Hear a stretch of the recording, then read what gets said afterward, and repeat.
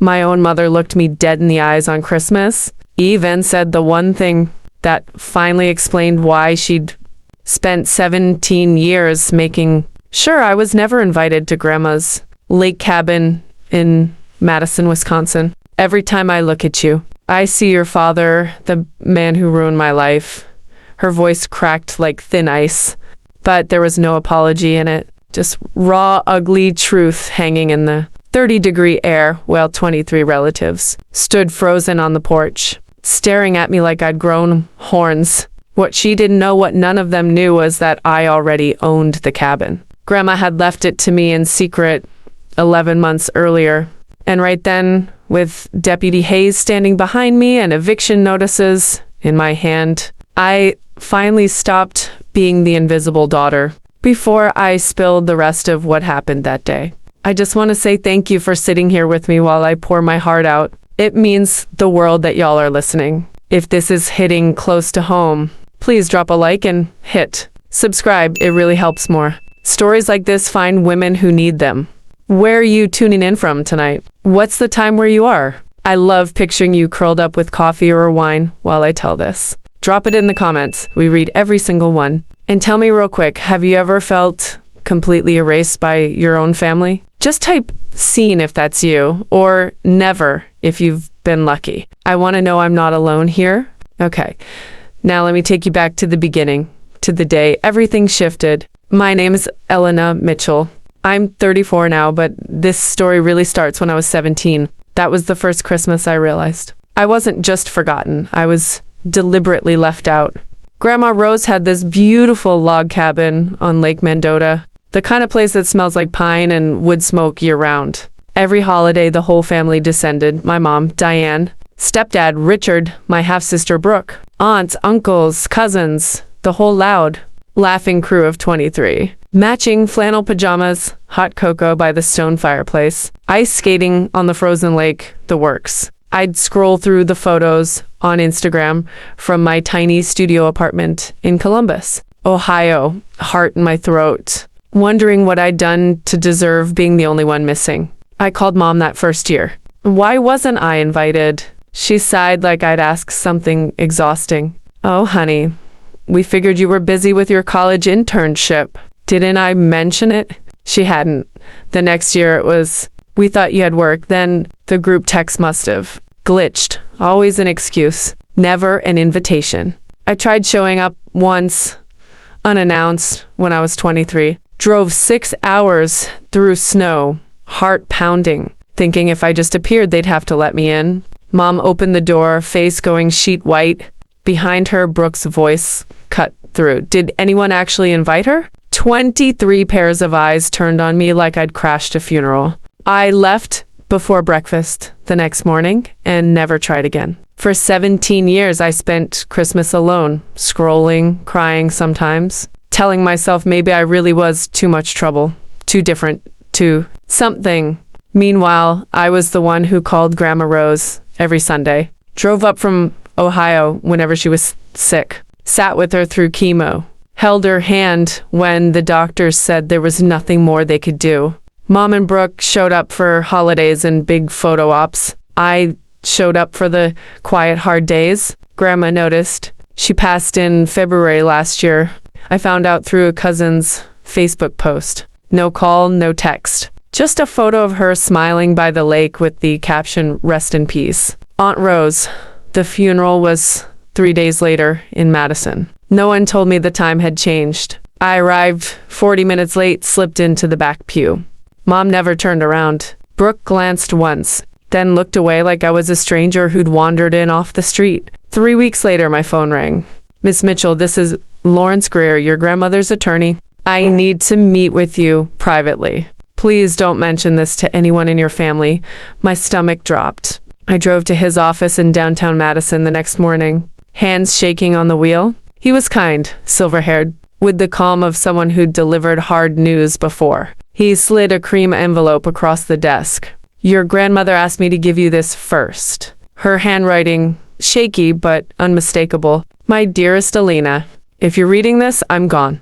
But before I left, I had to make one thing right. You never asked me for a single thing. You came every Sunday because you love me. not because you wanted the cabin or the money or anything else. Your mother and sister came when they needed something photographed or celebrated. You came when I was scared, when I was sick, when the nights were long. So I'm leaving the lake cabin to you. Everything. The deed, the contents, the memories. It's worth over $2 million now, but that's not why I'm giving it to you. I'm giving it because you earned it with quiet love. They'll say I was confused. They'll say you tricked an old woman. Let them talk. My mind was clear until the very end. This will is ironclad. I've had it updated 3 times to protect it. One promise: stop hiding. Stop letting them make you small. You have your father's heart, kind, stubborn, beautiful. Don't waste it on people who can't see it. All my love forever. Grandma Rose. I looked up at Mr. Greer, tears streaming. The cabin? She left me in the cabin. He nodded. She prepared this 5 years ago. She knew there'd be pushback. She wanted you protected. I sat there holding her letter like it was oxygen. The cabin. The place where they'd gathered without me for 17 years. The place Mom had already started talking about inheriting in family chats. I'd never been added to. Grandma Rose had quietly changed everything. Mr. Greer cleared his throat. Do you want me to notify the family? I'd thought of 17 Christmases alone. 17 holiday mornings waking up to silence while they posted photos in matching flannel. 17 years of wondering what was wrong with me. No, I said, not yet. He didn't look surprised. Your grandmother thought you'd say that. He handed me a smaller sealed note. She left instructions for this moment. Inside, one line in her handwriting. I knew you'd need time. Take it. But when you're ready, show them who you've always been. I folded it carefully and slipped it into my pocket. How long to transfer everything quietly? With your cooperation, about 3 weeks. I know how to keep things discreet, Miss Mitchell. I stood up. Then let's get started. That was 11 months ago. For the next 11 months, I lived 2 lives. By day, I was Aletta Mitchell, senior financial analyst at a mid-sized firm in Columbus spreadsheets. Zoom calls, brown bag lunches at my desk. By night, I became the secret owner of a $2.3 million lakefront property my family thought still belonged to a dead woman. February. Final signatures. Mr. Greer handed me the keys and a thick folder. It's yours. Legally. Completely. April. Easter came. No invitation. I didn't expect one. July. Brooke's birthday bash at the cabin. 42 Instagram stories. Mom toasting with champagne on the deck I'd now paid taxes on. Brooke blowing out candles in the kitchen. Cousins, kids cannonballing off the dock. I screenshot every single one. Mr. Greer called it evidence of unauthorized use. September. I found a forwarded email from Aunt Carla in a family chat. I'd never been included in. Mom had written, the cabin needs new windows before winter. I'm getting quotes. I'll cover it up front. She was scheduling contractors on my property, spending her money to improve my asset. October, new windows installed. Mom paid $18,000. I kept every invoice. November, I started planning.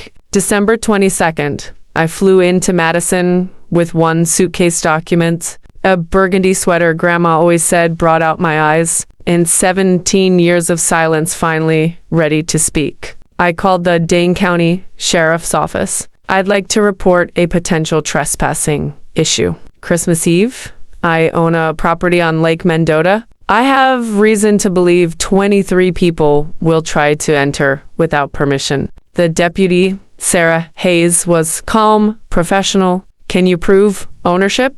Deed, will, tax records, notarized transfer doxal here. A pause. That's comprehensive. I'll meet you Christmas Eve morning to verify. Ma'am, she added before hanging up, family situations get messy. You sure? 17 years of them using my house without knowing it existed? I'd say it's already messy. The night before I left Columbus, my phone buzzed. Hi, Carla. Alina? It's your Aunt Carla. Just checking on you, honey. You doing okay? Aunt Carla was the only one who'd ever texted me randomly. Ever ask why I wasn't at things. Mom always had an answer ready. Alina prefers her own space. She's independent. She doesn't like crowds. I'm okay, I said carefully. You'll understand soon. What does that mean? Just don't be surprised tomorrow. She went quiet. Galena, what are you planning? I smiled for the first time in weeks. Just showing up, for once. I hung up, zipped my suitcase, and slept better than I had in years. Christmas Eve morning, I awoke in Grandma's bed, my bed now, to the sound of loons calling across to the lake. I showered, did my hair, slipped into the burgundy cashmere. Classic red lipstick, Grandma's shade. When I looked in the mirror, I didn't see the erased daughter anymore. I saw a woman ready to stop disappearing. 10 a.m., Deputy Hayes arrived. Tall, no-nonsense, warm brown eyes. She reviewed every document at the dining table. "This is airtight," she said finally. "You own it. They've got no claim. They'll argue. Let them. I'll be here." At 11:52 a.m., the first SUV rolled up the gravel drive. Mom's silver Lexus led the caravan Brooks' black Tahoe. Richard's Audi, 4 more cars behind. 23 people spilled out laughing. Unloading coolers, Christmas totes. Kids running toward the dock yelling about ice skating. Mom strode to the door, keys jingling, cream coat perfect, pearls gleaming. She inserted the key. Nothing. She frowned, jiggled it. "What the?" I opened the door from the inside. Her face when she saw me, mouth open, eyes wide, will live rent-free in my head forever. Alina. "Good morning, Mom." Richard appeared behind her. "Locks must be jammed." "Let me." "They're not jammed," I said calmly. "They're new. I changed them." Brooke pushed forward. "You changed the locks on Mom's cabin?" "It's not Mom's cabin." Mom laughed sharp, nervous. "Alina, what are you talking about?" "This is my cabin," I finished. "Has been for 11 months. Silence crashed over the porch like a wave. Behind them, Deputy Hayes stepped out of her patrol car, parked discreetly by the pines. Aunt Carla noticed first. "Diane, why is there a sheriff here?" Everyone turned. "I asked her to come," I said, in case anyone had trouble understanding. Mom's face went from confusion to fury in seconds. "What situation? This is ridiculous." I stepped back, holding the door half open, not inviting them in, just letting them see me clearly against the warm glow of the fireplace. I'd lit that morning. "I think we should talk outside," I said, "since this was my home and none of you were invited." The wind off the lake cut sharp. 23 people clustered on the steps, kids confused, adults stunned, suitcases abandoned in the snow. Mom exploded. "You can't do this." "Richard, call the police." "The police are already here, ma'am," Deputy Hayes said, walking up calmly. "Deputy Sarah Hayes. I've verified Ms. Mitchell's documents. This property belongs to her. Legally transferred 11 months ago." The words rippled through them like cold water. Brooke grabbed her husband's arm. "That's impossible. Grandma would never." "She did." I pulled the folder from behind the door. "Here's the will. Signed, witnessed, ironclad." She left it to me specifically. Mama snatched it, eyes scanning frantically, color draining from her face with every page. This can't be real. She was sick. She had. Her doctor already confirmed she was competent until 2 weeks before she passed. I said evenly. She knew exactly what she was doing. Aunt Carla stepped forward, hand to her chest. "Rose left it to you?" I met her eyes, the only person who'd ever really asked about me. "Yes, she did." The silence was thick enough to choke on. Deputy Hayes spoke next, voice carrying over the wind. "Folks, the law's clear. Ms. Mitchell is the owner. I've seen the paperwork myself." Richard cleared his throat. "Officer, surely there's some misunderstanding. The family has used this place for 17 years, I finished. "Without my permission, because I didn't know I owned it until last February." Brooke scoffed. "How convenient. Your grandmother chose privacy," Deputy Hayes said. "Her choice. Now it's Ms. Mitchell's." Mom still clutched the folder like it might disappear if she let go. "I ain't calling a lawyer. This is fraudulent. My mother would never." "She anticipated you'd say that," I said quietly. "That's why she had Mr. Greer build in every protection possible." I reached into my pocket and pulled out the stack of eviction notices. One for each adult. These are 30-minute notices to remove personal belongings from the vehicles. After that, if you're still on my property, Deputy Hayes will escort you off for trespassing. The papers passed hand to hand. Some read silently. Others just stared. My cousin Josh from the back. Elena, come on. It's Christmas Eve. Can't we just... We could have talked to any of the 17 Christmases you spent here without me. No one answered. Mom's voice rose again. You manipulated her. You pointed her against us. You're ungrateful. When was the last time you visited her, Mom? I asked. Not for a holiday photo. Just to sit with her. To hold her hand when she was scared. She froze mid-sentence. I was there every Sunday for 6 years, I continued. When was the last time you came just to see her, not the cabin? Her mouth opened. Nothing came out. Brooke jumped in. That doesn't give you the right to steal our tradition. Your tradition? I almost laughed. You mean the cabin you've used rent-free for 17 years? The one Mom just spent $18,000 renovating without asking permission because she assumed it was already hers? Aunt Carla's voice sliced through. Diane, when was the last time you invited Elena to anything? Mom whirled on her sister. She never wanted to come. She likes being alone. I didn't want to come? My voice stayed steady. Or I was never told when it was happening? 23 people suddenly found the snow very interesting. Not one could meet my eyes. Then Mom said it, the line that changed everything. Fine. You want the truth? I couldn't stand looking at you. Every time I saw your face, I saw him. Your father. The dreamer who couldn't pay bills, who left me broke and alone with a baby. I remarried Richard to fix my mistake, and every time I looked at you, I saw the mistake staring back. The porch went deathly still. Even the kids sensed it, huddled closer to parents, quiet.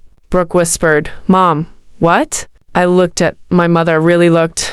The woman who'd gaslit me for years, who'd taught everyone I preferred isolation, who'd erased me so thoroughly I started believing it myself. And for the first time, I didn't feel rage. I felt pity. You couldn't forgive a dead man, I said softly. So you punished the only part of him still alive? Her face crumpled, but no apology came. It never did. I turned to Deputy Hayes. Please give them 30 minutes to clear their vehicles. Then I want everyone off my property. 30 minutes, she repeated firmly. I'll be timing it. One by one, they started moving slow, stunned. Suitcases dragged back to trunks. Kids ushered into cars. Doors slammed with hollow finality. Mom stood rooted, staring at me like she'd never seen me before. Elena, she whispered, please.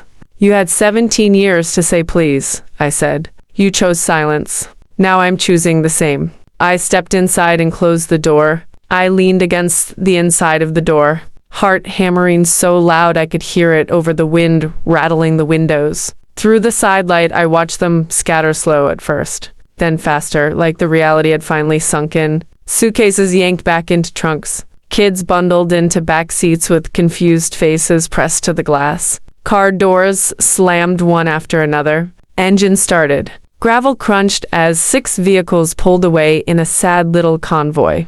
Mom never looked back. She sat rigid in the passenger seat of Richard's Audi, staring straight ahead, like if she didn't acknowledge what just happened. It couldn't be real. Then a soft knock. I tensed.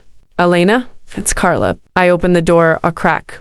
Aunt Carla stood alone on the porch, coat pulled tight, eyes red-rimmed. The last car had already disappeared down the drive. Can I come in? She asked quietly. Just for a minute. I stepped aside. She walked in slowly, eyes sweeping the familiar room like she was seeing it for the first time. The stone fireplace still crackling. The smell of cinnamon from the candles I'd lit that morning. Grandma's old quilt folded over the couch. I should have done more, she said, voice thick. Every year I asked Diane why you weren't there. Every single year. She always had an answer ready. Elena's busy.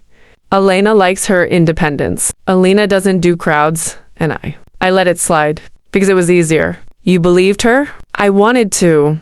She wiped her eyes. I'm ashamed of that now. I should have picked up the phone and called you myself. I should have shown up at your door in Columbus with coffee and questions. Instead, I chose peace over doing the right thing. I didn't say anything. What was there to say? She reached into her coat pocket and pulled out a folded piece of paper. Rose gave me this 2 months before she passed. Made me swear I wouldn't show it to anyone until after. Until she was gone and things played out the way she hoped. I took it, unfolded it carefully. Grandma's handwriting again. Carla, If Alina ever needs proof she wasn't imagining things, give her this. It was real. The exclusion, the silence, the way Diane rewrote history so she wouldn't have to face her own choices. Tell her she was never crazy. Tell her she was loved fiercely, quietly, the way only she could love back. And tell her I'm sorry I didn't fight harder while I was still here. Rose. My hand shook. I pressed the note to my chest and for the first time that day let the tears come. Not polite ones. The ugly, gasping kind I'd been storing up for 17 years. Aunt Carla waited until I could breathe again. She saw everything, she said softly. She just hoped Diane would come around. She hoped until the end. I nodded, wiping my face with my sleeve. Thank you for bringing this. She hugged me, then real tight, no pretense. Call me. Anytime, I mean it. I will. She left a few minutes later, promising to check in the next day. I stood alone in the quiet house. Waves lapping the shore outside. Fire popping. For the first time in my life, the silence didn't feel like punishment. It felt like space. My space. The messages started rolling in 2 days later. Group chats I'd never been part of suddenly added me ironic, right? Now that I'd made myself impossible to ignore. Cousin Josh. That was cold, Elena. Christmas Eve, really? Aunt Barbara, Mom's other sister. Rose would be heartbroken at how you treated your family. Brooke. Hope you're happy ruining everything. Grandma's legacy deserved better. I didn't reply to any of them, but then the quieter ones came. Uncle Tom, I had no idea you were being left out on purpose. I always thought you just preferred to do your own thing. I'm sorry, I never checked. Cousin Mia, Mom told me you didn't want to come to holidays. I asked once why you were never in the pictures. She said you were independent. I should have reached out anyway. I'm sorry. Another cousin I barely remembered. Diane told everyone you liked being alone. Was that ever true? No, it wasn't. I learned something in those days after Christmas. Mom had controlled the story for 17 years. She told them I chose isolation. They believed it because believing otherwise would have meant asking hard questions. Now the truth was out, and some of them were finally looking back, remembering the odd excuses, the missing invitations, the way I was always conveniently busy. Not everyone apologized. Some doubled down, called me selfish, dramatic, a homewrecker. That was okay. I wasn't looking for universal approval. I was looking for peace. Richard called on New Year's Eve. I almost didn't answer, but something made me swipe. Elena. His voice sounded older, worn. I'm listening. I didn't know the full extent, he started. I knew Diane was complicated about you. I knew holidays were tense sometimes, but I didn't realize she was systematically keeping you away. When I asked, she always said you didn't want to come, that you liked your space. And you never once called me to verify? A long pause. No. Why? Because I trusted her word. Because he exhaled. Because it was easier not to rock the boat. There it was again. The same sentence Aunt Carla used. The same one I imagined half the family could have said. Your grandmother called me a year before she died, he added. Ask why I let Diane erase you. Those were her words. Erase you. I didn't have an answer then. I still don't. I let the silence sit. I'm not asking forgiveness, he said. I don't deserve it. I just wanted you to know I see it now. What she did. What I allowed by staying quiet. Thank you for saying that, I told him. It matters. Is there anything I can do? Not right now, but asking. That's more than anyone else has done. Mom called a week later, from a new number. Of course. The honey voice she used when she wanted something. Galena, honey. I think we've had a terrible misunderstanding. The holidays are stressful. People say things they don't mean. Maybe we can work something out about the cabin. Shared time? I could handle upkeep. No. Silence. Excuse me. No, Mom. No shared ownership.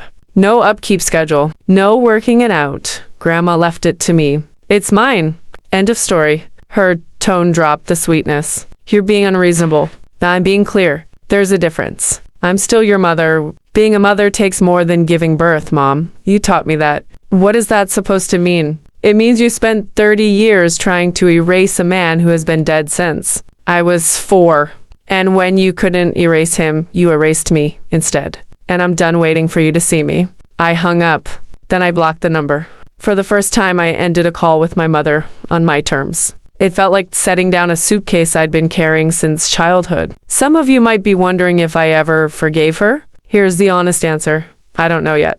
Forgiveness isn't a switch. It's not something you force because it's the right thing. It requires remorse, accountability, change. She's offered none of those. What I have instead is acceptance. She is who she is. She made her choices. I'm making mine. Boundaries aren't punishment.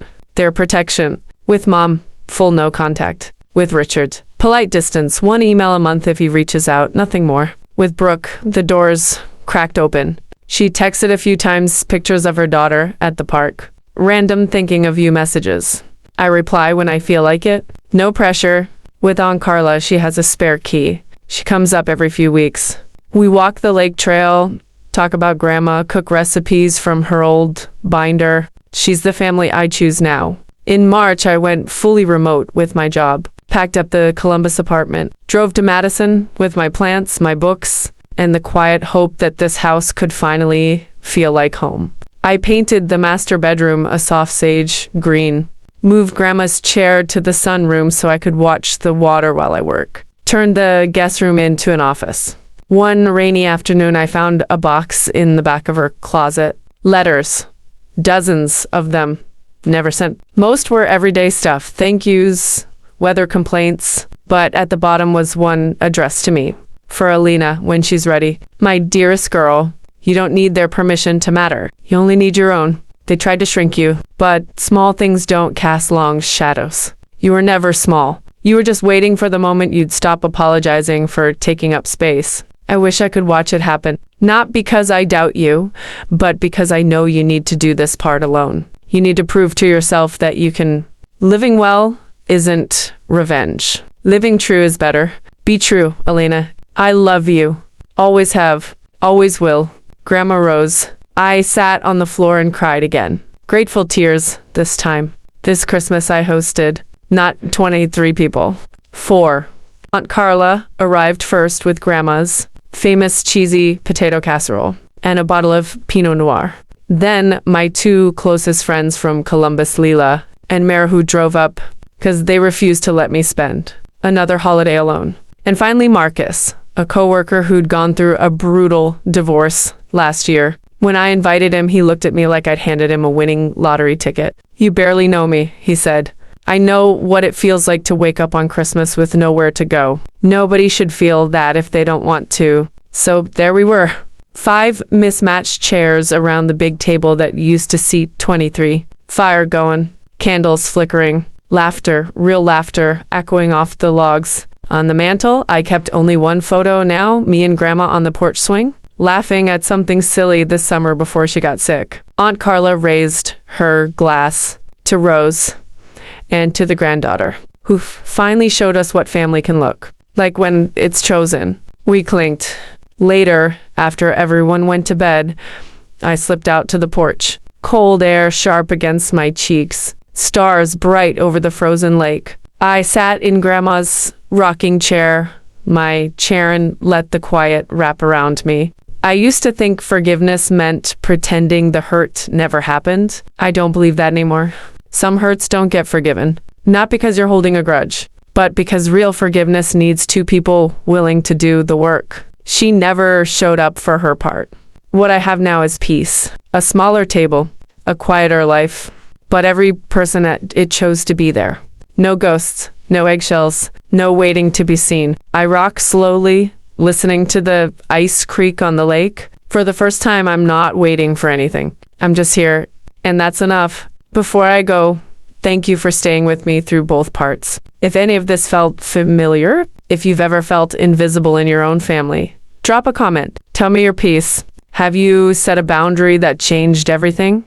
Or are you still figuring out how? Type boundaries if you've built some that finally gave you peace. Type still waiting if you're not there yet. No judgment either way. I'm reading every word.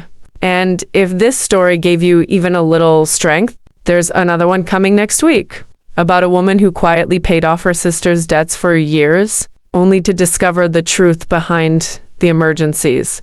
Subscribe if you want to hear how she finally said enough I'll see you there. Love to all of you who've felt unseen. You're not alone, and you never were.